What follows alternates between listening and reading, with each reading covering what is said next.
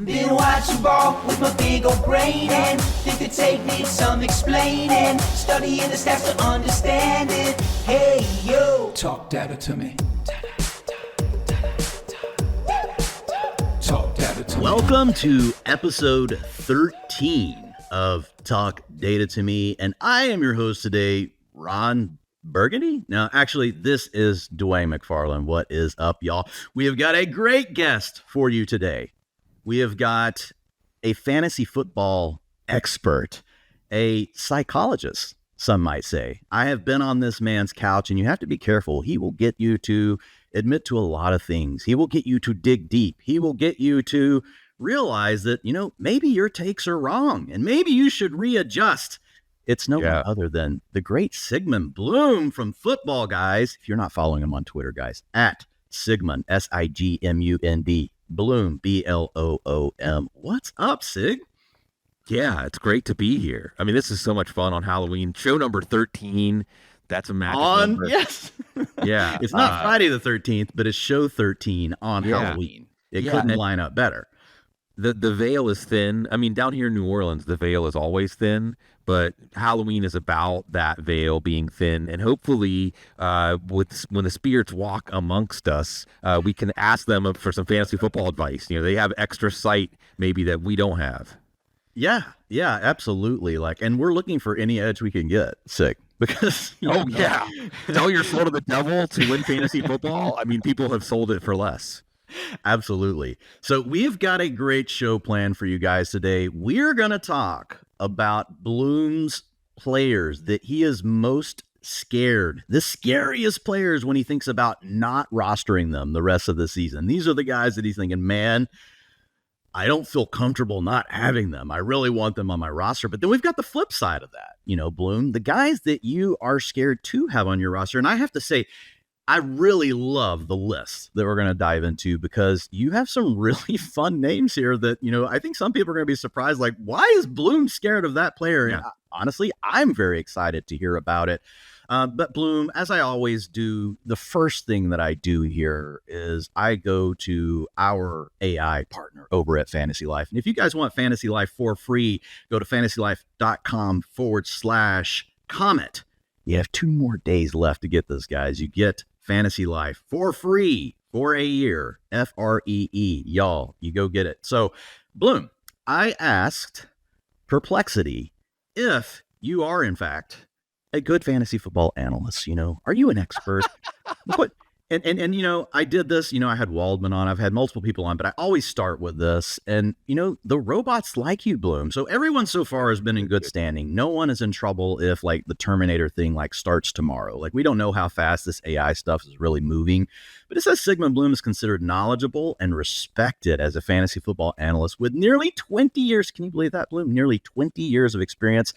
Guys, I was listening. Bloom and the Audible was I still listen to anything Bloom puts out, but the go-to show for me back in the day when I would mow my lawn on Saturdays, I would save the episode, Bloom, and I would be so excited. I would get on my riding lawnmower, I pop it in, I'm listening to you, I'm listening to Waldman, the guests you guys would have on, Dr. Gene Bramall breaking things down. And man, it was just pure joy. I enjoyed mowing the lawn. I looked forward to mowing the lawn. And then I would listen to On the Couch right after. It takes me about 2 hours to do everything in the yard. And so you had me covered.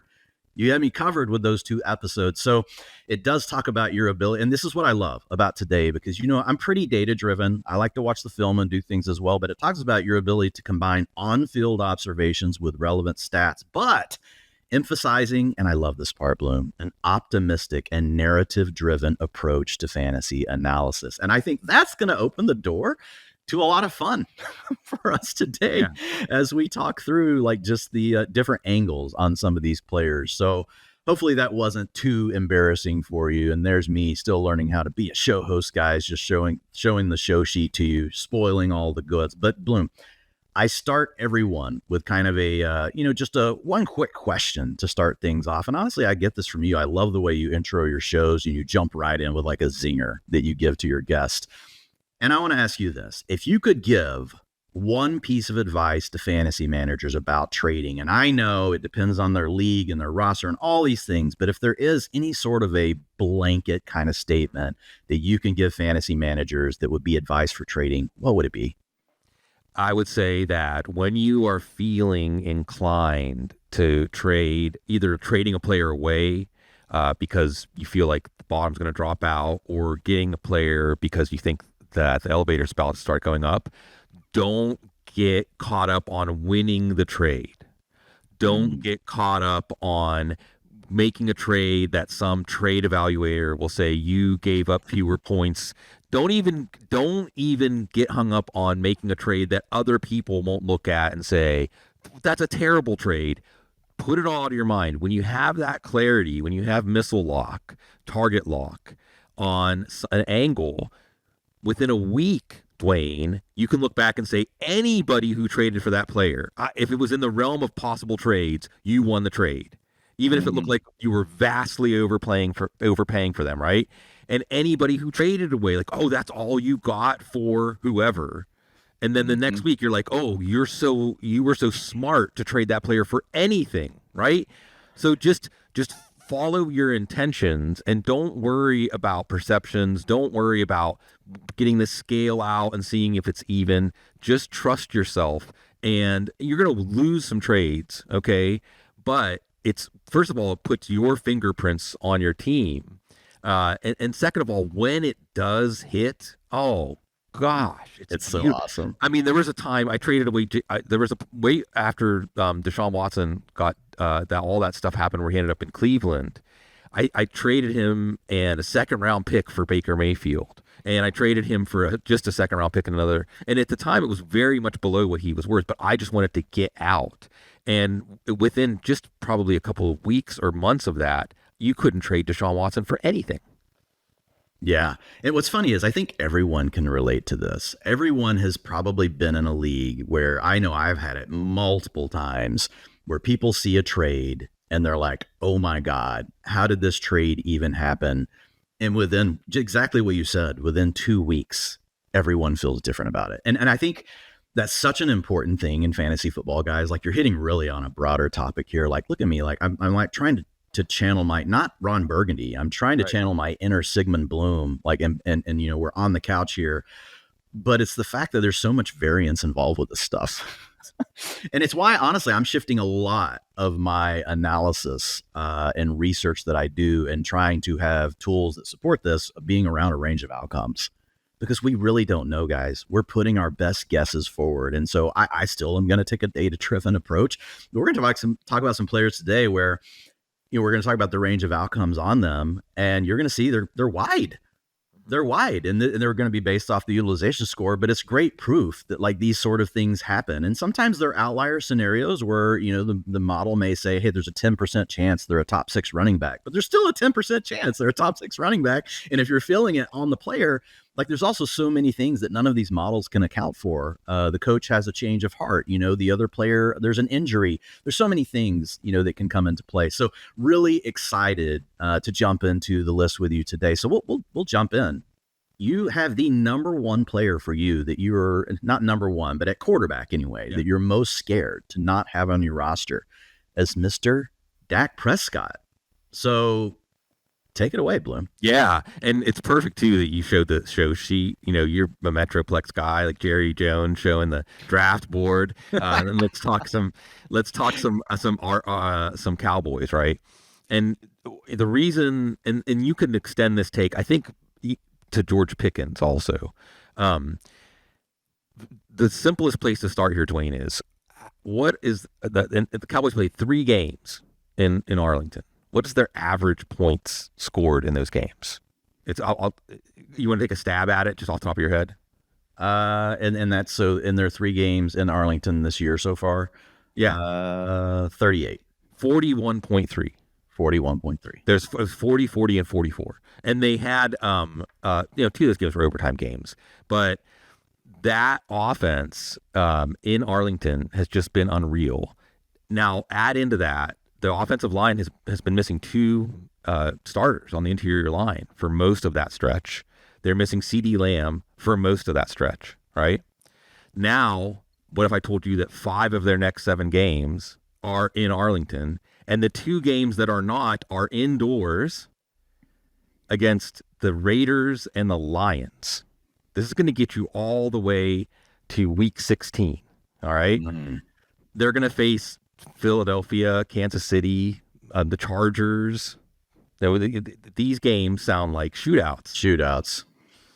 And I don't think that people are accounting for the possibility that Dak Prescott, remember there was that year that through 4 weeks he was quarterback 1 and then he busted his ankle? Oh, yeah, man, that ankle injury made me sick. I was grilling steaks. I still remember it, Bloom. Yeah. Oh, Oh, it was sickening. Seeing it, Truly I was sickening. like, oh, man. yeah, it was sickening. I mean, it actually made your stomach turn. I don't care if you had him on your fantasy team, you're a Cowboys fan or not, because he was playing at he's playing at that level again, Dwayne. He's playing at that level again, and he has George Pickens in addition to CeeDee Lamb.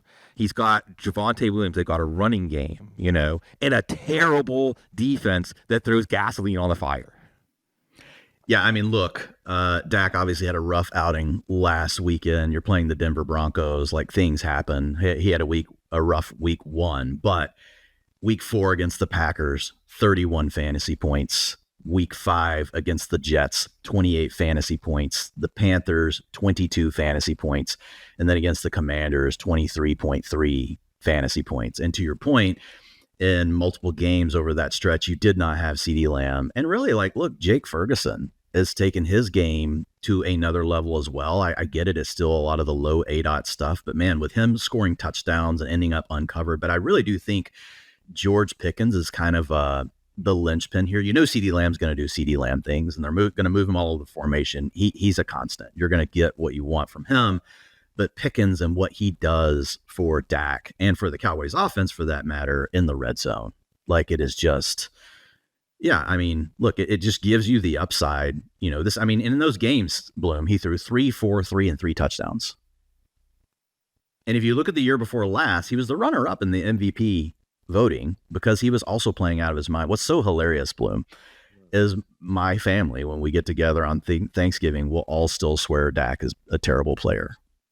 They just have it in there. Dude, and it's the local media. Local media is out on Dak. And they feel like they're getting baited again. And, and it's funny because I'll be talking last year, this conversation came up. I was like, Dak's not bad. I was like, he had a bad year. He gets hurt. And then they're like, well, he's always hurt. And I was like, actually, no, he's had 2 bad injuries, but quarterbacks get hurt. It happens. He's getting older, but he's still a really good quarterback. And, I was told, well, I watch the games and he's not good. And you just kind of digress at that point. And I'm like, I don't study all this stuff for a living or anything, but, whatever. I'm with you. So I'm with you on this one. I really do like the call here on Dak Prescott. But let's jump into the second player that you have mentioned here.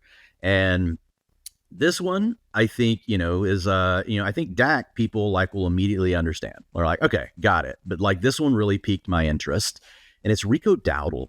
So just real quickly, guys, on Rico Dowdle, I ran some numbers on him with the utilization score, and I did it 2 ways, Bloom. So first of all, I looked at the last 2 games since we've had Chuba Hubbard back, okay?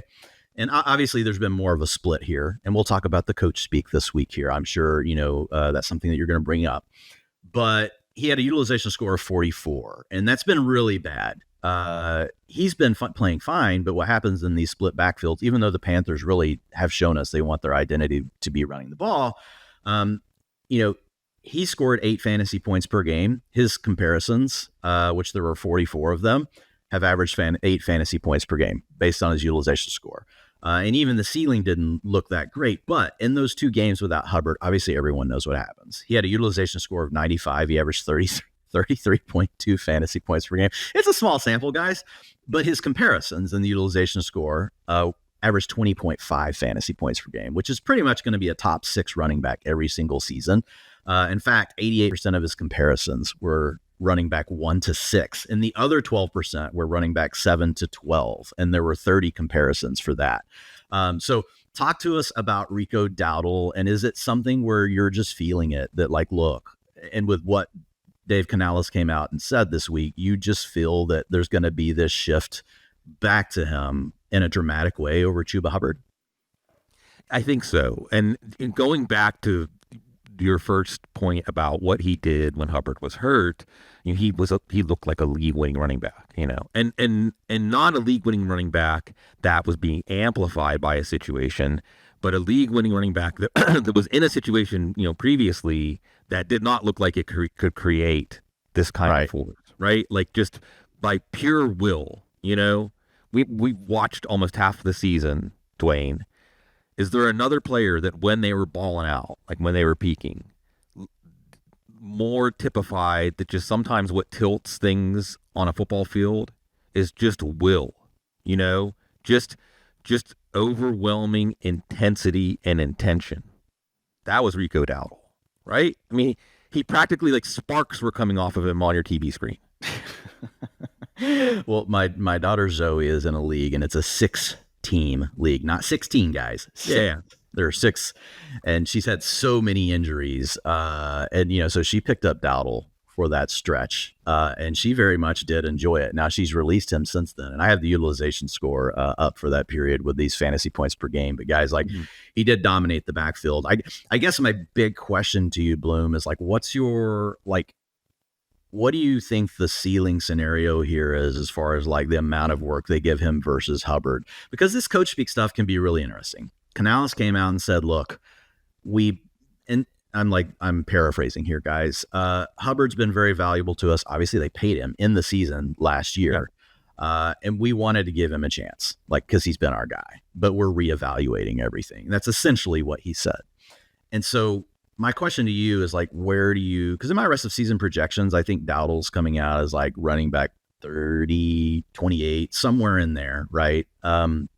Because I have a hard time with this coach stuff, because they'll say things like this and then we'll see like a 5% bump for a player. Everything's relative to them and the way their mind works, not what we think. So I guess the big question is do you think that Rico Dowdle could be like 65% of the work, and that they literally just turn Chuba Hubbard into really the running back 2, where it's not even an even split? Well, that's what they had going into the season, except it was Hubbard Dowdle. It was 2 drives for Hubbard and 1 drive for Dowdle, right? And then when they came out of the bye, and like you said, the respect, right? And look, from a coach speak perspective, got to mention Greg Branos and Coach Speak Index and everything he's doing to make us all smarter on that. But there's a certain kind of thing, and what I love about talking to Greg is that he doesn't just catalog it. Okay, he's not like AI. He's not just cataloging it and regurgitating it. He looks at body language, tone. He compares it with like a context of, when this coach is pessimistic, that really stands out. Or when this coach is optimistic, that really stands out, right? So there's context. Context matters, right, Dwayne? That's right. And when I think we can reflect, Dwayne, that when we hear a coach talk about a player like it's his funeral, then we know what's happening, right? We know what's happening here. To be fair, though, we did have some Javonte Williams quotes in the preseason that sounded like a funeral. That's true. Well, that is true. Javonte Williams. Anything can happen, right? And the other thing is that with Rico Dowdle, it's a calculated risk, but it's calculated because he didn't just outplay Chuba Hubbard the last 2 weeks. It's just the whole offense felt different when Dowdle was out there. And then the other thing is that when he was playing, he was the signature player for the team. He wasn't just more productive or, a player that got a few more first downs with yards after contact. We could talk about Bashal Tootin and Travis Etienne in this kind of context where you could say there's these edges. For Dowdle, it's like every box. You would check every single box and with a big check mark. How much he influenced the game when he was out there. And we just have to assume, assumption of rational coaching, right? I want to bring in one of my quotes. Yeah. But Dave Canales is actually saying exactly what we think is called for here. I respect the incumbent. We gave him a chance. He earned that chance, but we aren't going to ignore. I think he said, we can't ignore what Rico Dowdle's done. And then there comes a point, Dwayne, and I think that it's really fun for you and I to talk because, I'm very data savvy. I was a systems analyst for 6 years, and I did policy studies in college where we did a lot of forecasting, a lot of spreadsheet driven analysis of policies and things like that. And I think one of the things in fantasy football, and the data can make it difficult to zero in on, is changes in football don't happen incrementally.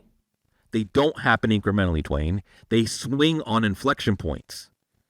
And we don't know, you said 65-35, but if Rico Dowdle plays at the level he played at when Tubbert, why can't it be 75-25 or 80-20? Because these things don't have, coaches might come into the season or into a game with a specific plan, but the good coaches, and we'll see if Canales is a good one, let the game tell them what to do, right? And I think that when you watch Rico Dowdle, the game is saying, give this guy the ball more, Like, this is what we want to see happen with Brashard Smith. Again, this is what we want to see happen with Bashal Tootin. Like, novice football watchers could watch the two running backs and say, that other guy should be... Now, with running back, it can get a little tricky because they like assignment sound running backs. They like running backs who are disciplined and things like that. But in this case, Rico Dowdle, again, like, we're not talking about a rookie that might be missing pass protection. We're talking about a seasoned veteran that has proved this year, he's one of the best running backs in the league. Yeah, and at the end of last season, as much as people wanted to just talk about it being volume-based, like, he was a player for the Cowboys that once he took over a full-time role, it wasn't what you saw early this season in Carolina, but he was still a player that, like, you were very happy to have in your fantasy lineup, at worst case as your running back too, and you were good with that every week. But it is crazy to see how well he's playing. So let's test this real quick, Bloom, and we'll move on to the next one. We'll see how strong your convictions are here. And I have pulled up fantasycalc.com, guys. If you haven't checked out this site, it's fabulous. What it does is it pulls in all of the trade data from multiple different sites, and it assigns a value to players based on the other players they're getting traded for. And right now, if you look at Rico Dowdle, obviously his stock was at an all-time high a few weeks ago. It went down, but with the coach speak this week, you see it starting to trend back upwards. He is now at running back 23, based on this data. I think I have him running back 25 this week in my ranks. Here are the players he's similarly valued to at running back, Bloom. J.K. Dobbins, Kenneth Walker, David Montgomery, Alvin Kamara, and Tyrone Tracy. Are there any of those players you would prefer over Rico Dowdle, or are we already in the territory where you're just like, no, I want Dowdle. I need to have him. Yeah, the only one I'm even pausing is Walker, just because we know what he can do when he's and we're getting into him to a second. So yeah. Sure. And Tyrone Tracy's fascinating because I think people are still underestimating the Giants' offense. I think that the Giants' offense is not going to drop off as much as people think. But upside, best case scenarios, that's where the optimism comes in, right? From perplexity. Let that best case scenario carry you to have clarity in your actions if you can get Dowdle before the games go off this week. So here are some trades that have happened today. Rico Dowdle for Brian Thomas Jr. Well, now that's weird. That one's weird with the whole Travis Hunter thing, but I think so. I think that's fine. Look, the thing about, so here's a little trade test for you psychologically. Like, what are you afraid of missing out on? And I know, the funny thing about Travis Hunter is, here, I'll give you like a live on the air take, right? Chances are it's gonna be like Parker Washington or De'Ami Brown. Everyone's gonna say, "Oh, here's now the chance." But Brian Thomas has been getting the chance already. Something's off.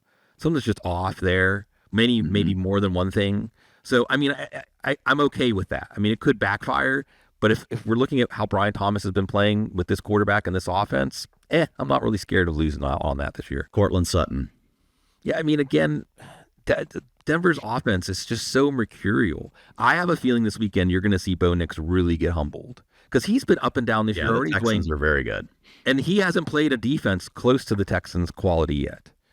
So he's had some good days against like Cincinnati, okay, in the fourth quarter. Okay, last week Dallas. But again, what real defense has he actually done it for even like half against? So yeah.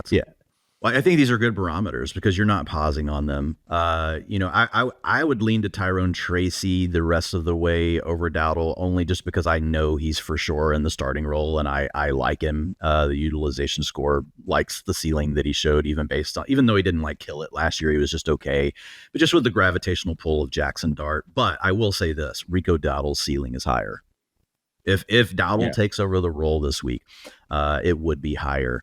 All right. So let's get back over here and let's take a look at the next player. And it's one that we just talked about, actually, Bloom, for a second. And that, and you actually, this is a duo, but you did list the Seattle Seahawks running backs. And I'm guessing it's a similar thing to what you're talking about here with Rico. But you did have Kenneth Walker listed first and then Zach Charbonnet. Yeah. So a couple of quick notes on Seahawks. Fifth most run heavy team in the league, minus 6% drop back rate over expected. Red zone drives, 31% of the time, that's 12th. And they're 14th in touchdowns per drive at 26%. And I actually think there's room for upside here with the Seattle Seahawks. I really like the Seahawks offense. I think Sam Darnold is actually spinning it as well as any quarterback if we're just talking about spinning it. Yeah. Does he do all the other things some of the other guys do about extending plays and things in the same way that Mahomes and other guys do? No. But like, he's playing out of his mind. Like, he's playing at the level we saw last year with the Vikings. So talk to us a little bit here about Kenneth Walker and Zach Charbonnet. Yeah, and I think that you started off at a great point of, let's just talk about Seattle's offense. Because sometimes, Dwayne, it can be just as simple, like we talked about with Tracy and the Giants offense. Slayton, Wandale Robinson, even Jackson Dart, you might be able to get at a bit of a discount on some pessimism because it's the environment, right? It's like the soil, the fertile soil, right? This is a really fertile offense. Because like you said, Sam Darnold, I mean, right now, Jackson Smith-Njigba is on pace to break Calvin Johnson's record, 17 games, I know. But yeah, I mean, that just gives you an idea of like how he's still playing out of his mind, how efficient that connection is, right? Torrey Horton's better than everybody expected. And Elijah Arroyo, I'm going to be interested to see how if those two rookies get larger roles or they use them in more impactful ways because they're getting their legs under them now. Cooper Kupp is still contributing. AJ Barner has ended up being a way better receiver, a la Will Dissly, like way better than they expected him to be. And so, there's a lot to work with here in the passing game. And what we were really excited about coming into the season, Dwayne, was the Clint Kubiak running game, right? Remember those 2 games that the Saints had the best offense in the universe? And then everyone got hurt. And we had a couple of things. One, Kenneth Walker, I think, practiced 4 times this summer. And enough so that I think it was Mike McDonald said, like, at some point you have to actually get on the field, right? And we saw that this is a committee. And I'm not saying they're going to change this committee. Charbonnet is still going to probably get more of the red zone looks. But I do think you could see coming out of the bye, Walker getting up to more like 16 to 20 touches a game instead of 13 to 15. Right. And occasionally when the game script dictates, Dwayne, maybe even 20 plus carries, right, where he can really break the back of a defense. So the Clint Kubiak running game, it's like a pit stop, right? You're just like tighten up some things with this running game, right? Walker gets to be rested and Devon Witherspoon is back. This pass defense faced more passes per game than any other pass defense, and they were still in the top 5 in passer rating allowed. All right. Now you add Devon Witherspoon back. So they've got a great pass rush, that Marcus Lawrence, Cowboys could be using Marcus Lawrence right now. Anyway. They miss Tank Lawrence right now, for sure. So I just think that you could see a perfect storm, and I think that's a term or alignment that allows these outcomes to amplify. Yeah. And let me tell you real quick, Seattle's schedule from here on out. Washington, Arizona, the Rams, Tennessee, Minnesota, Atlanta, Indy, Rams, Carolina in the fantasy playoffs. Indy, Rams, Carolina. I mean, come on. Indy and Carolina, I really like. Like, overall, they have the 25th best schedule, but I mostly care about the schedules at the extreme ends and people kind of in the middle, especially with a good running game like this. I honestly almost ignore matchups. I just don't see any stumbling blocks. You know what I'm saying? Like, I don't see, because the Rams are a lot better than they were last year when Barkley completely torched them on the ground. But yeah, I'm with you. I think what's fascinating about this one, Bloom, is whenever I'm looking at the utilization score for the players in Seattle, it is assuming a continued split, right? And kind of my thesis on these 2 players is it will take even as much as we like everything, it probably takes an injury for us to feel really good where we're ranking either one of them as a running back 2. So the utilization score, like if they continue to split, only 6% of and they essentially are the same. Kenneth Walker has a 51 utilization score. Charbonnet has a 53. It's slightly better for the reasons you mentioned. He gets some of the carries inside the 5. It takes all that stuff into account. But their comps have essentially averaged like 10.5 fantasy points per game, with only 6% of them becoming running back 2s. So my thesis has really been more like, look, it probably takes a coaching decision to change, or an injury, which we never want, but like it could open the door for the other player. And we have seen both of these players in full-time roles. So if you look at Kenneth Walker in 2024, he had an 84 utilization score across his 54 historical comps. 44, 16.5 fantasy points per game, Bloom. 16.4. You know what he averaged last year? 16.5. Like utilization score, it's like, it's pretty handy. But 24% of those comparisons were top 6 running backs. 39% were running back 7 to 12. So, I mean, we saw it last year. We already saw it with Walker, but we also saw it for Charbonnet. Yes. So he had those 4 games where we did not have Kenneth Walker, and he had an 89 utilization score. Yes. 23.9 fantasy points per game. Now it was a little cleaner for him because he didn't have to worry about Kenneth Walker at all. We don't have a big sample of Kenneth Walker in games where there just was not a Zach Charbonnet available.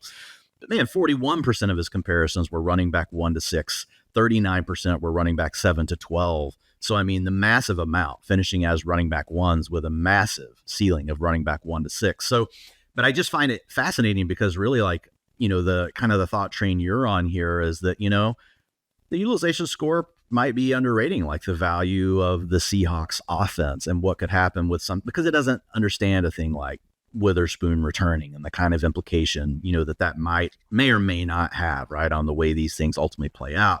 They've already been a run heavy offense. So my guess is like, it's going to kind of be hard for them to get that much more run heavy. So if it were to play out, like it needs to be like efficiency. And if I'm going to go with efficiency, I do think that Kenneth Walker is the guy I lean to more because of what you mentioned, because of the fact he was dealing with that foot injury, and he was getting the rest all through training camp. And now we get through the bye week. He has been looking a little bit better. Like he's looked fine all year, but the last game where I was going back and watching him looking really nice. So it's an interesting one. Like, I guess, like, how comfortable do you think you would be? You do rankings, you look at this stuff. Like, how often do you think you'll be ranking these guys as running back 2s, on weeks where we don't have a bunch of buys? If this is a winning team, if this is a team that is consistently winning by a score or more, I probably will still rank them both as running back 2s. So here's how, and you brought up another important point that last year. So if you last year, we did have some clarity on a starter, and Walker wasn't in this 50-50 committee with Charbonnet when Walker was healthy. If you just had the starting running back, basically Walker, and then when Walker wasn't in, Charbonnet, that was a top 5 running back. That was a top 5 running back last year. Just Seattle starting running back was a top 5 running back last year. And if you look at the overall production in the backfield last year, they've actually underproduced last year so far. Like cumulative production of the backfield. And I just don't think that's going to persist because they can run more, but run more efficiently. And then they can also run more of the time, but have more opportunity to run because they're winning games more decisively because of how this. And then, like you said, they are a low volume generally, unless it's like the shootout with Baker Mayfield. It's a low volume, high efficiency pass offense. And this is Clint Kubiak offense. We just haven't seen the Clint Kubiak offense fully realized. And then the other thing is, if you're looking for if you're like, I'm a running back away. If I just had another running back 1, my team could crush. Trade for one of them, Walker or Charbonnet, and you're rolling the dice. I mean, with Walker, you're rolling the dice on just pure talent, like talent a lot. And remember how before training camp, how they were talking about Kenneth Walker, right? I mean, Clint Kubiak was like, that's the guy. They didn't even mention Zach Charbonnet, but Walker never got really onboarded in this offense. So you're betting on talent with Walker. And then with Charbonnet, we know Walker plays all out. And if he gets injured, now Charbonnet's league winner. So they're some of the cheaper potential league winners that you can get in a trade. It may not work out, but but in that range of outcomes is, oh man, I hope you're not facing the Kenneth Walker team in the fantasy playoffs. I hope you're not facing the Zach Charbonnet team. You have a chance to get in now when the price is still reasonable. Yeah. So we don't have to go through all these, but I'll just list some things. Here's some trades that have happened that I think we would definitely, I'm pretty sure you would approve. Just say no if not. Like Kenneth Walker straight up for Khalil Shakir. I'm guessing you're totally good with that. Yes. That one's on here twice, guys. And then we have Kenneth Walker for Brian Thomas Jr. So one that we just talked about, on the last one as well. There is an interesting one here. Aronde Gadsden. Gadsden's playing really well. But the upside of a running back hitting is just so much higher than a tight end, right? And also these trades, I'm assuming what's happening here, like, because I have these teams where I have George Kittle. I was waiting for him to come back. I was preemptive on Aronde Gadsden. And now I'm sitting here and I'm like, I have George Kittle and Aronde Gadsden. And sometimes I'm flexing Gadsden. But you may have Gadsden as your tight end too. Because you just picked him up on the talent profile whenever he started to break out. So I think those would all be viable trades that, to your point, Bloom, if you're needing the upside, you're one running back away. So I like those. I will say utilization score, is more skeptical than Bloom is on these guys, but they do have tell outcomes where they are like up to running back 13. Gibbs Montgomery. Right. Or they're like a Gibbs Montgomery kind of backfield. Yeah, that's a good example. Okay, so let's keep moving here. Mm-hmm. We have, and I love this player. Another player that scares Bloom to death to not have on his fantasy roster heading into the rest of the season. It's Tucker Kraft. And just real quick on Tucker Kraft. What's really interesting about him is he was dealing with a knee injury. So he picked up this knee injury in practice of week 3. Okay. So in week 1, he scored 10 fantasy points. In week 2, he scored 24.4. He gets the knee injury. He scores 5.9, 10.6. They have a bye week, 12.3. And so I do wonder, if that knee was really an issue. He continued to gut it out. He's kind of one of these tough players. Bloom, rub some dirt on it, get back out there. And we saw Brock Bowers try to do a similar thing. And hopefully, Bowers is better for this week now. But then week 7 and week 8 for Tucker Kraft, 16.8 and 33.3 fantasy points. So those ceilings at a tight end, man, 24.4, 16.8 and 13.3. So I did a little, as you like to say, reading the tea leaves here. And I said, okay, what if week 1, 2, 7, and 8 were really just the healthy games for Tucker Kraft? 21.1 fantasy points per game with an 82 utilization score. 86% of his comparisons were top 6 tight ends in fantasy. And they had tight end 1 overall ceiling in a big way. So talk to us about Tucker Kraft and honestly, a massive man crush for me. Yeah. And one last thing on Tucker Kraft. Most tight ends guys in today's league thrive against these zone defense coverages, and they just kind of sit under the coverage. And Tucker Kraft did this last year. This was really more his MO.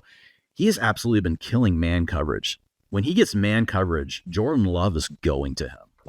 When he sees it, he's just locking on. And you saw it in the game this week where he caught that ball and just took off away from his defender and eliminated, everybody and just took it in, for the touchdown in that game. So I absolutely love this player.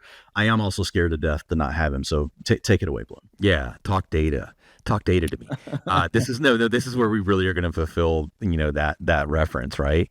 Because let's get aroused, right? Because here's the thing. All right. There's a lot of things here. Tucker Kraft, where do I even start? The passer rating for Jordan. Have you seen this stat, Dwayne? The passer rating for Jordan Love to Tucker Kraft. It is the top combination of quarterback and receiver in the NFL. Wow. Over JSN and Sam Darnold. When Jordan Love targets Tucker Kraft, he has a 150.3 passer rating. 158.3 is perfect, by the way. Yeah. Okay. Oh, well, what do you think in the game plan? When you see that, hey, when we throw to this guy, it goes better than any quarterback throwing to any receiver in the NFL. Chances are that's like a cornerstone of your plan. And then you mentioned, and our dear mutual friend Matt Waldman, I asked him, because I was Tucker Kraft man crush guy all summer, Mm-hmm. And I asked him, well, can he become the next George Kittle? Because that was basically my tag. Right. I'm like, Yeah. by the end of the season, we're gonna look at Tucker Kraft the same way we look at George Kittle. And he said, like, yes, as a far an all-around player, blocker, run after catch, but he doesn't necessarily run routes the way that Kittle does. But now you've seen that. That's how you beat man coverage, right? Mm-hmm. And the play where it really culminated was against Arizona.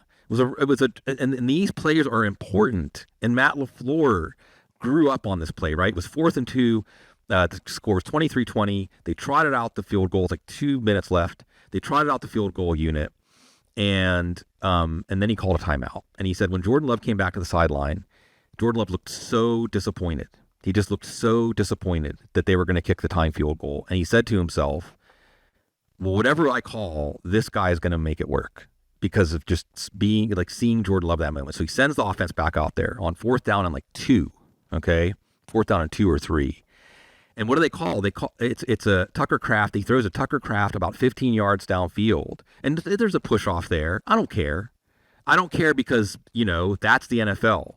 And he caught on a play where basically Jordan Love's like, please trust me, coach. Please trust me. That's who he threw it to. And like you said, you saw it against the Steelers.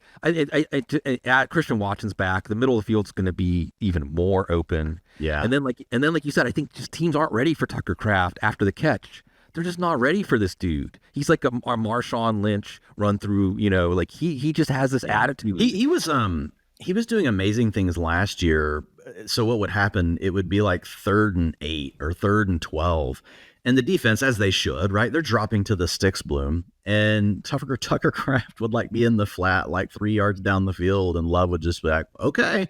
And he would just throw it to him, and he would get the first down. He did this like 3 or 4 times, and like one of them, he turned into a touchdown. He ran across the whole field and cut it up the sideline. Yeah. And it's almost like a kick or a punt return. The whole defense was available to get this man to the ground, and they could not get him down. And I'm with you. So this summer, like, it was Tyler Warren and Tucker Kraft were the 2 big guys that I was the most excited to draft, in the later rounds of drafts. And man, yeah, absolutely love him. And I'll say this, Bloom, I mean, you can almost name your price for me. Yes. Well, that's Tucker, I'm willing to overpay. Yeah, well, that's the whole thing, because I write buy low, sell high. I've been writing that one from the beginning. It was my first column at Football Guys in 2006. But there's no more buy low, sell high. It's buy high, sell low, right? It's catching a trend where people say, well, that's it. It's topped out. No, it has. Tucker Kraft is the #1 fantasy football tight end on points per game basis in PPR leagues right now. And dude, people are getting these deals done. Tucker Kraft for Alvin Kamara and Rashid Shaheed. Yes. Tucker Kraft for Brian Thomas and Dallas Goedert. I would do that deal. Easy. Yeah, I'm just looking here at some of these, and I have to try to find the single ones. Tucker Kraft for Keenan Allen twice on here. Yes. Easy. Tucker Kraft for Jalen Warren. I love Jalen Warren. Tucker Kraft for Jalen Warren. Give me Tucker Kraft. Oh, my Tucker Kraft versus Tyrone Tracy. I'm taking Tucker Kraft. Tucker Kraft versus A.J. Brown. Tucker Kraft. If we were drafting today, if we were drafting a league for the second half of the season, Tucker Kraft is probably like an early 2nd round pick.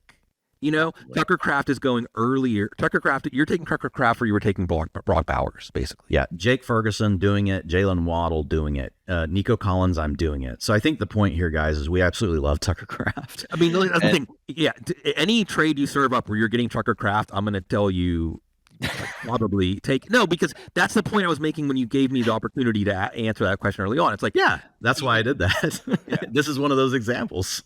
If there's a player you love, you're going for it. And Tucker Kraft is one of those.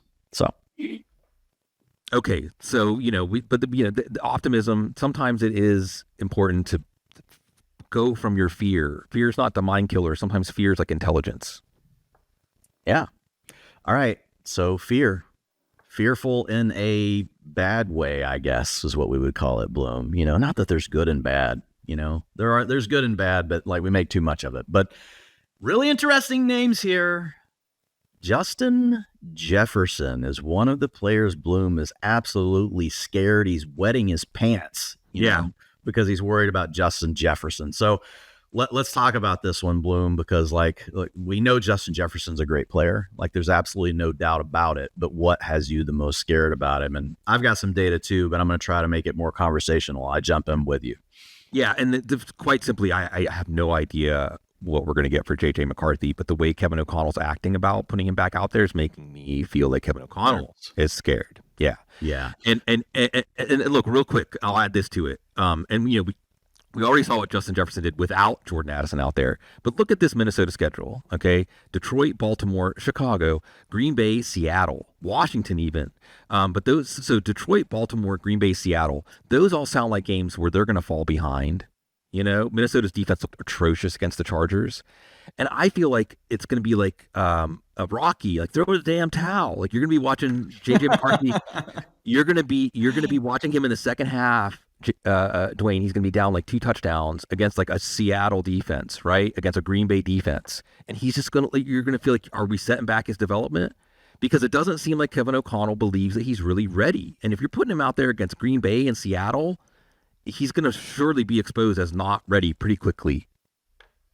Yeah. So here are my thoughts on Justin Jefferson. Just real quick, because you said the schedule.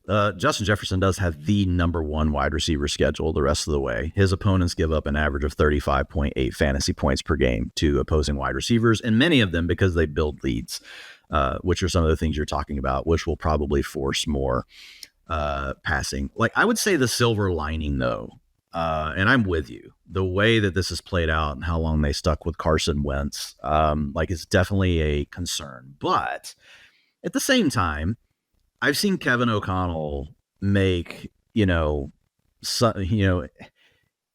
taken some of the worst quarterbacks in the league and actually made them viable as passers. I think clearly now we're seeing with Sam Darnold, like while Kevin O'Connell helped him, like there was the underlying talent of this former high first-round draft pick. It was just in an awful situation probably with the New York Jets. But when we look at, McCarthy, gets to play in a scheme with like really good wide receivers, and I get it. It was bad. Like it was like 150 yards in those first 2 games. I mean, that's terrible, guys. That's like you're like in the Dylan Gabriel area. Like, which do you want to start any Browns really at wide receiver? You might start Harold Fannin if David Njoku's out. We like Harold Fannin a lot. But yeah, it could be bad. But at the same time, he's had more time now. It is Kevin O'Connell.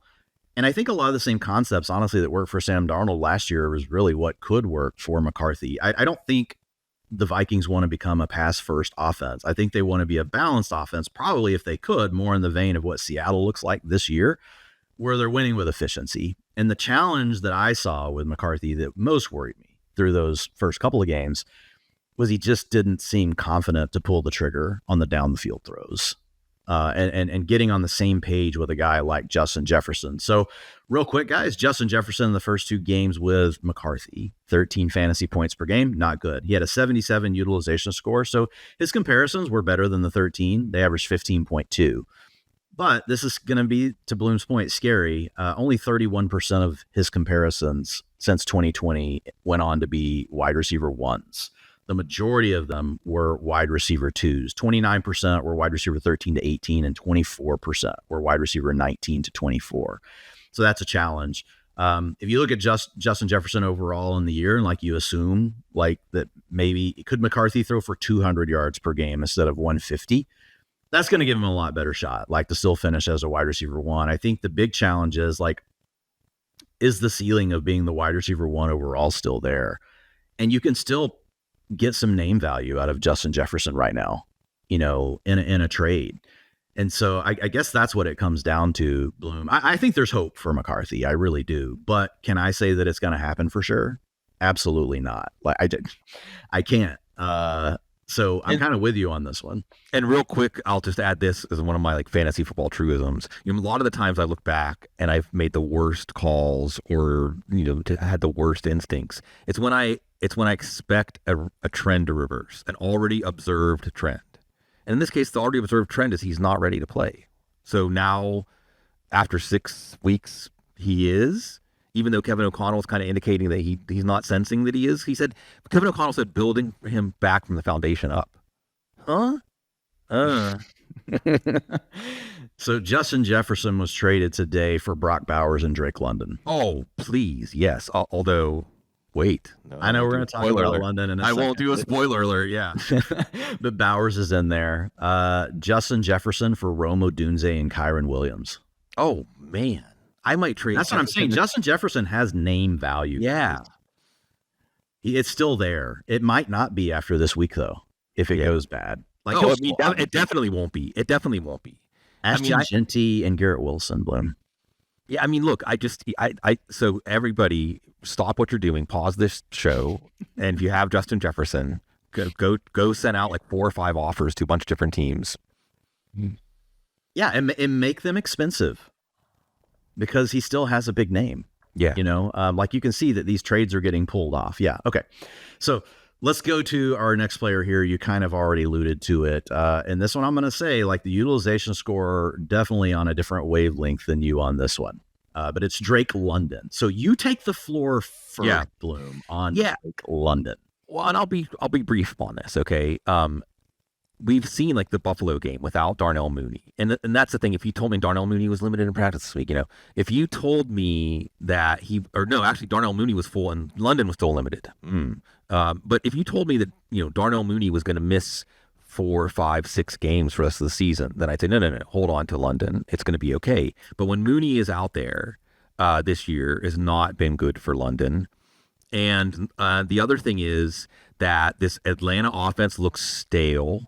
It looks like it's not getting better. It's getting worse. It's Michael Penix. They don't want him to throw more than 25 times in a game, 25, 28 times in a game. They don't want that. Like and then when they do have to have him throw 38 times a game, it also still doesn't go well. It doesn't go in a way that's like, well, he Michael Penix, and we know Kirk Cousins should just have already he retired. He didn't announce it, So we know that's not going to save the offense. We saw last week that's not going to save the offense. So I just think, like, where is there even a median scenario? So let me talk a little bit about range of outcomes and data real quick, okay? Because you're right, data analysis is good at giving us a range of outcomes and really calibrating that. But where data analysis, where we have to kind of go forward without it, is making a choice. Well, where in the range of outcomes is it going to fall, right? We can say, and the other thing is the season moves in these chunks, and a mean or a reasonable expectation for different things, it changes. Like you said, like it doesn't necessarily anticipate. It's not going to stay the same. All these variables and factors that feed in aren't going to stay the same. And the arrow is pointing down on the Atlanta offense, Dwayne.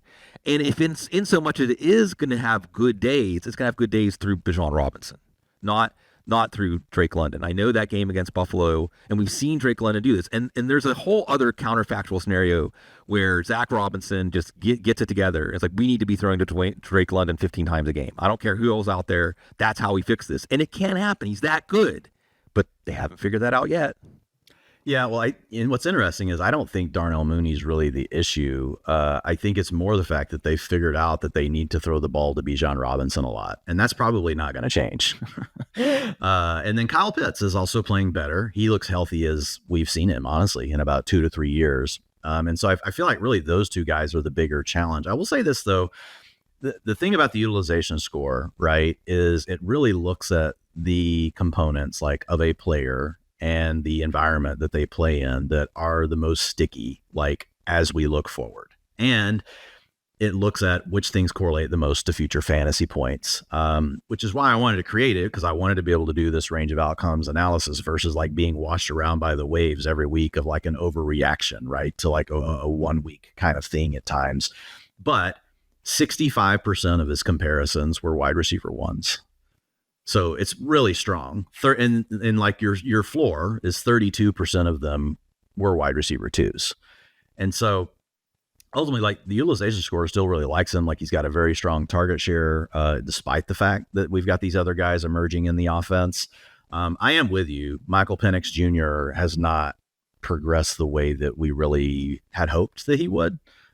We've seen flashes of it, but we've also seen flashes on the opposite end of the spectrum, right? Which are really terrible games. And Atlanta is such a conundrum for me, period. Yeah. Like, their defense is the same way. It's like the defense plays great against Buffalo, and then the defense like comes out last week and gets their wheels blown off. Like, yeah. And it happened earlier this year too. They played Carolina when Carolina looked like one of the worst teams, and they lost.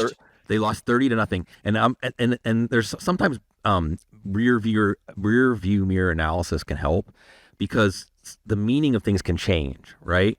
So San Francisco's defense is just decimated right now. They're a fascinating offense to look at as like best case scenarios for passing games because they might have like a Cincinnati, Dallas type offense at times.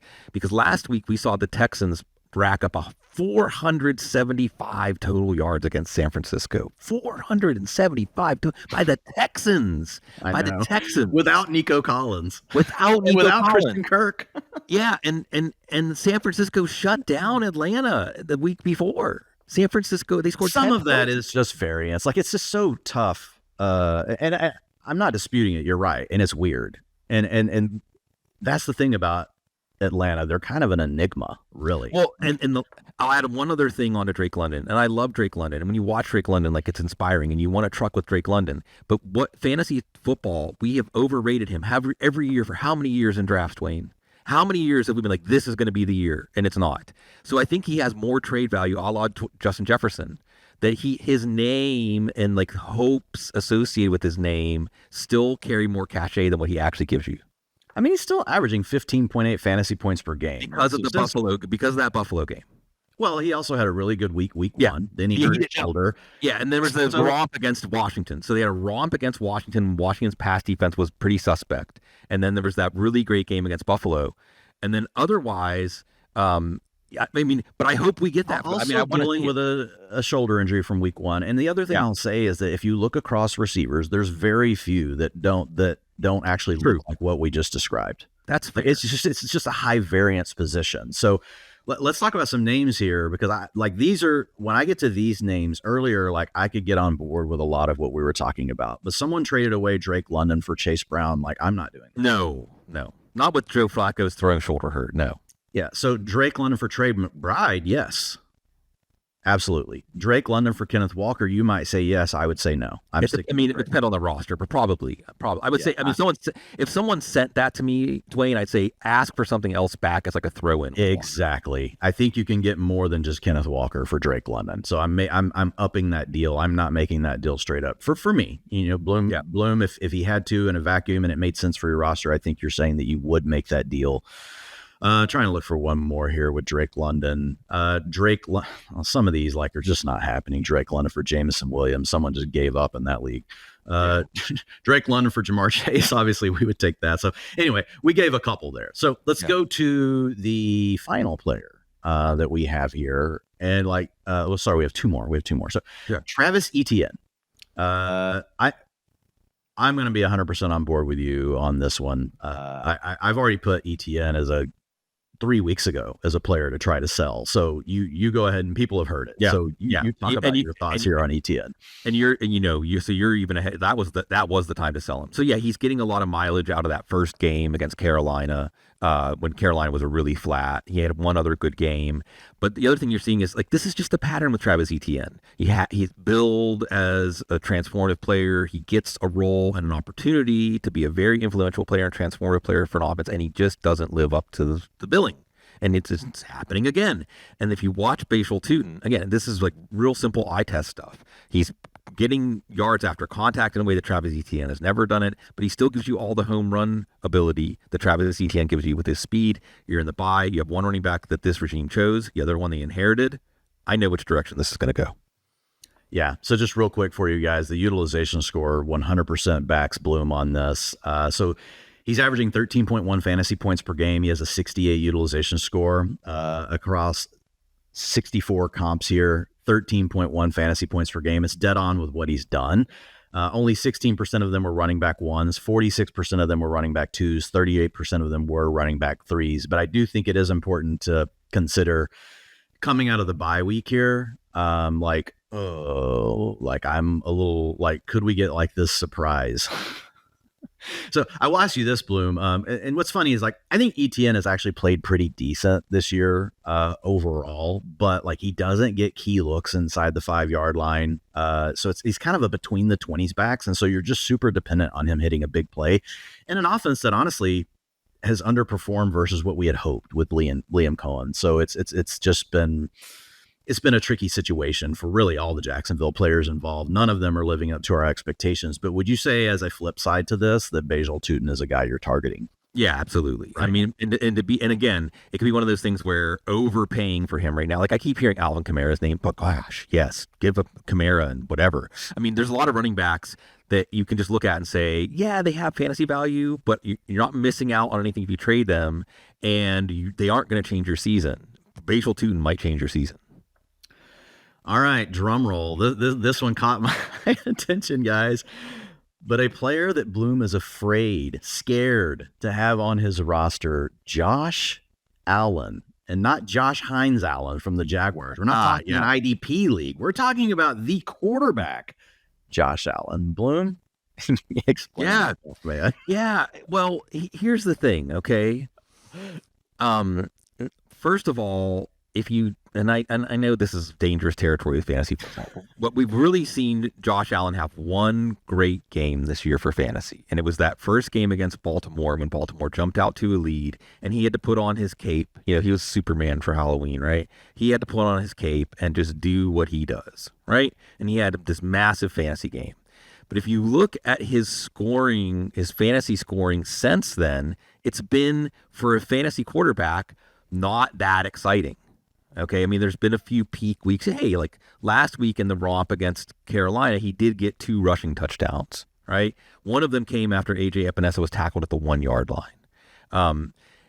This offense has rebranded itself as a James Cook offense. This is a James Cook offense, folks. Even last week against Carolina, he was a very strong element early in the game. Why would they do that? Well, number one, James Cook is just balling out. You know, they committed to him, and he's magnificent. But the other thing is, and you saw this against Atlanta, Dwayne, this pass offense doesn't scare opponents. This pass offense does not scare opponents. Keon Coleman has not made that step. No. Khalil Shakir has use, but as a slot receiver, as a run after catch threat, you know, that's what we saw him do last week. So even Josh Allen's passing touchdown last week was Khalil Shakir, making guys miss, accelerating on a 54-yard catch and run touchdown on a short pass. It's a conservative pass offense, Dwayne. Yeah, it is. Has been for 2 years, really. And Dalton Kincaid is probably the closest thing they have to a vertical threat right now, and they won't play him full time. And he's not healthy. And he has this bulky knee that keeps putting him on and off the injury report. So and Josh Palmer is hurt. So he was just starting to break out, actually, it looked like, when he did get hurt. So everything's going to compress, right? Now, there is an out here if you have Josh Allen. The out is they actually have some games that could force him to put on the cape, like Tampa, Pittsburgh, Cincinnati, New England again, you know. The other thing that I'm going to say here is, here's where Josh Allen is playing his last 5 games of the season. Okay. Pittsburgh, Buffalo, Foxborough, Cleveland, and Buffalo. What are the chances that all 5 of those games are going to be not impacted by weather, Dwayne? Like, I mean, it's almost impossible. And we're even seeing, here comes climate change, right? I mean, we're even seeing like, we already saw a couple of weather games, the Baltimore Rams game, the Miami Cleveland game in October because of wind. You know, I kind of feel like in our business, like not until around Thanksgiving do we really start thinking about weather impacting our predictions. And we already have seen it twice this year, and we're not even out of October yet. So these are the kind of things that tip the scale for me. Like when I'm looking at this stuff, and again, it's a range of outcomes. Because the thing is, betting against Josh Allen in the past, like Josh Allen just figures out a way. And it may well play out that way again. But I think that he's rowing upstream against tougher conditions and against a team that doesn't want him to do that. The blueprint is not for him to do that. So if things go the way they want, he's not going to do it. And we saw against Atlanta, they needed him to do it, and he just couldn't. Without Palmer and Kincaid, he just couldn't. Now, does that mean Atlanta's defense is really, I don't know. Like we said about Atlanta. So there's a lot of, I don't know. Now, Josh Allen is still considered on a par with Lamar Jackson, on a par. Like if I could turn Josh Allen plus something into Patrick Mahomes right now, bam. If it's 6 points per pass touchdown, I can turn Josh Allen into Dak Prescott, bam. If I can turn Josh Allen into Drake May, Justin Herbert. I mean, the thing is, like in those deals, you're getting something else back. You know what I mean? Right. Because of the Josh Allen name value. Yeah. So here's what I'll say. Like, I'm going to go counter on this one. And really, so he's averaged 223 yards passing per game this year. He scored 22.4 fantasy points per game. So he's still one of your top 3 fantasy quarterbacks. Last year, he averaged 217 passing yards per game. So really, this offense changed about a year and a half ago. And Josh Allen, while it's not, to your point, it's not the ceilings we used to see when we had the fun version of this offense where it's just Josh Allen dropping back to pass, 70% of plays, So those days are gone. But what I would say is he still has a very good chance to finish as the QB1 overall, and he's going to be a top 3 guy. So I still like him. But what I would say is because we actually do have a pretty long-standing trend of the offense being this way, so we shouldn't expect it to be something different. He's still going to have another spike game like he did week 1. Like he's going to have one. But to Bloom's point, like his lows are a little lower than what you're used to. I mean, he scored 12 points in week 2. He scored 15 points in week 6. Again, these things happen, guys, in a week-to-week variant. So I'm still on board with Josh Allen. But if you can do the things that Bloom talked about, you get to trade Josh Allen for Drake May plus one of the other players that he's talked about here today. Like I could get on board with that. Let me ask you this. If it's Drake May plus, one of these other guys you like. And let me ask you this, Dwayne, just as a way to kind of put the rubber over the road. And I don't even know if this is that meaningful. Okay. But I would posit that if we were drafting today, test, Josh Allen would probably still be like quarterback 2. It'd probably give you like Mahomes then Allen, right? I mean, based on Mahomes is my number 1 rest of the way. Allen and Lamar. I have Allen slightly ahead of Jackson. Allen, Lamar, right? Just because of Jackson's injuries. But if a healthy Lamar Jackson would rank ahead of Josh Allen. So let's even say Josh Allen quarterback 3. But if we were drafting today and you were on the clock and Mahomes and Lamar Jackson had already gone, I'm guessing you'd pass on Josh Allen. I'm guessing you'd say, you know what? I can wait around and still get Herbert or May or just Jalen Hurts, right? Like in a draft strategy context, you'd say, yeah, Allen's overpriced. I'd rather have a quarterback I can get a round or 2 or 3 later. But to be honest, I'm passing all those quarterbacks. Well, sure. For the same reason. Well, maybe not Mahomes though. Watch out for Mahomes because he and that black magic is back in effect, where it just seems like defenses are back to pooping their pants. They're just really. We watch. I mean, when Mahomes was really fun for fantasy football, and this offense was really fun. When Jerick McKinnon was a league winner, Rashard Smith probably not, but maybe. When he was really fun, it was like when the play would break out of like the structure of like pattern matching and like the way defenses play within this paradigm of like the first 3 seconds of the play, right? Once it would break past that point in the play, you would see defenses just look like they didn't know what to do. Like smoke would come out of here. This is a very different case. It's happening again. It's happening again.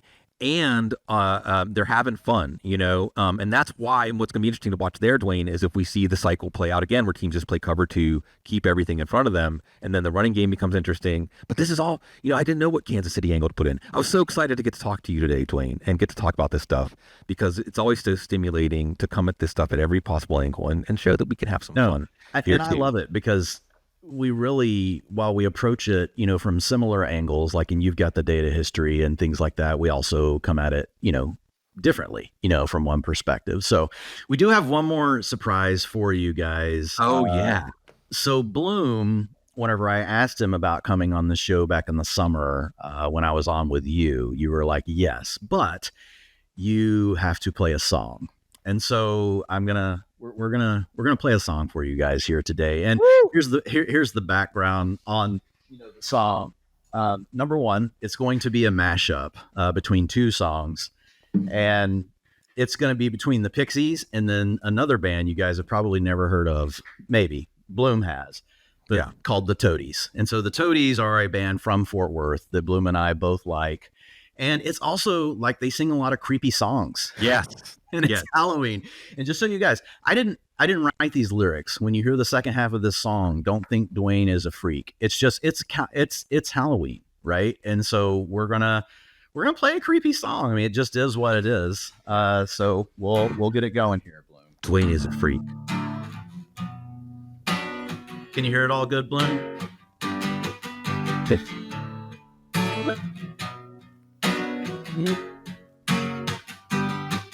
With your feet on the air and your head on the ground, try this trick and spin it. Yeah, Well, your head will collapse if there's nothing in it. And you'll ask yourself, you'll say, where is my mind? Yeah, sing it, Bloom. Where is my mind? Where is my mind?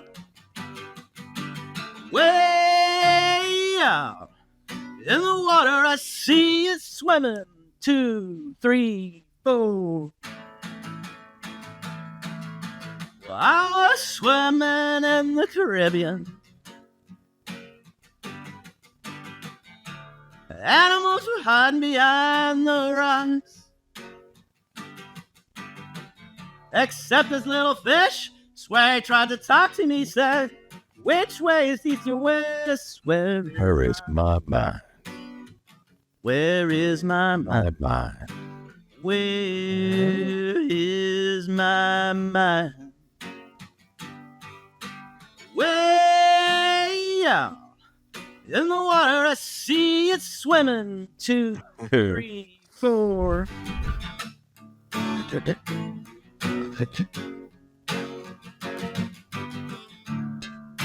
And she runs through her days with a smile on her face.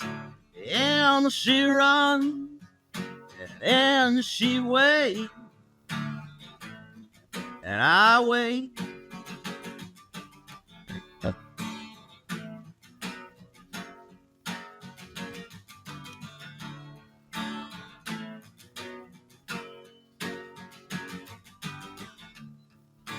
We can drive to any place, day and night, to cross this state. And in the morning, and to Mexico, we will wake up.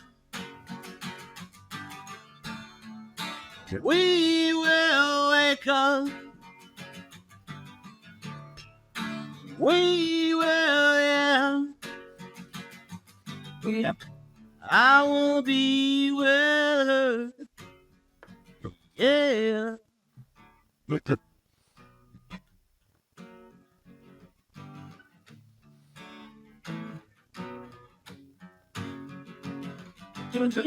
I find a window in the kitchen where I let myself in.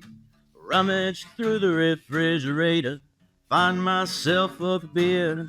I can't believe I'm really here. As she's lying in that bed, I can almost feel her touch and her anxious breath. I stumble in the hallway outside a bedroom door. I hear her call out to me. I hear the fear in her voice. She pulls her covers tighter. I press against the door. I will be with her tonight, yeah. I will be with her, yeah, yeah.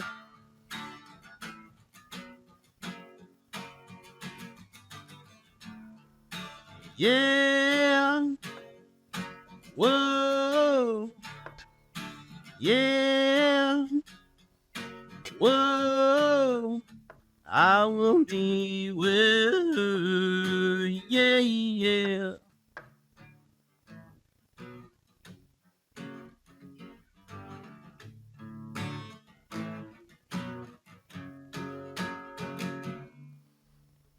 Woo!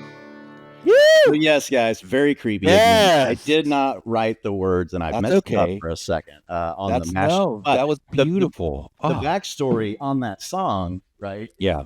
The Toadies were huge Pixies fans, and so people would actually dog them about it, and they would just own it. And so they would play that mashup at their concert. Just people are like, yeah, because it comes out with a very similar intro, and they talk about how influential like the Pixies were in their music. So anyway, Bloom, that is for you, a creepy Halloween song that ties back to Fort Worth, Texas, and a band we always talk about in the Toadies. Yeah, and I mean, hopefully everybody has all these fun, nostalgic things and talents like you. I mean, like a fantasy football show as Ron Burgundy playing Pixies and Toadies.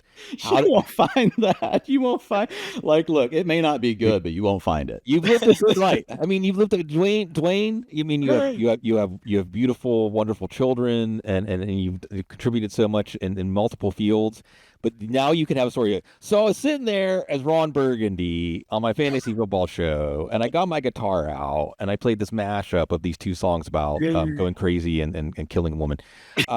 It's Allison by Elvis Costello is also about killing a woman, but that's for another show. That's for our music show. I'm so happy to be on your fantasy football show, and this is good things happen every time we get together. Well, look, I really appreciate you coming on as well, Bloom. And for the rest of you guys, we will talk data to you again next Friday. We'll see you.